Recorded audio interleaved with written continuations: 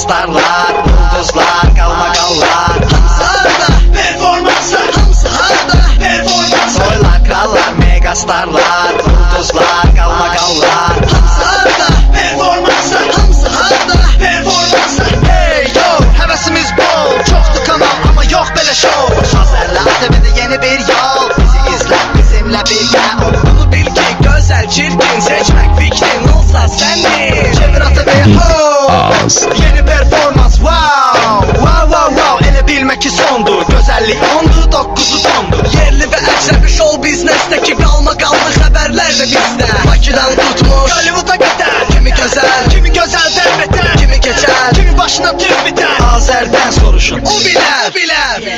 Doylar, krallar, megastarlar, ulduzlar, qalmaqallar.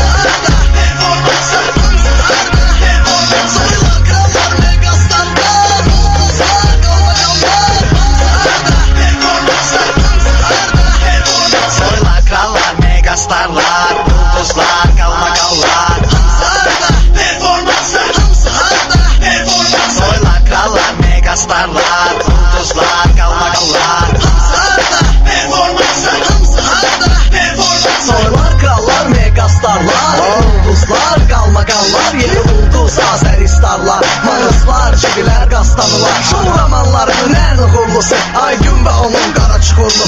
Səni buraxdılar, yoxdur qorxusu. Göbələklərin daha gəlmir qoxusu. Əməkdar artist olmaq modda, boş şeydi almaq, fəxri adda. Əsas sənətdir, saxla yadda. Mahnılarla bilinmir patriotda. Üzdən iraqlara məsləhət, prospekt. Səhnənizdəki kişilərə respekt. Növbə repindi, manuslara çal. Reklamlar, bamçiki vava. Krallar,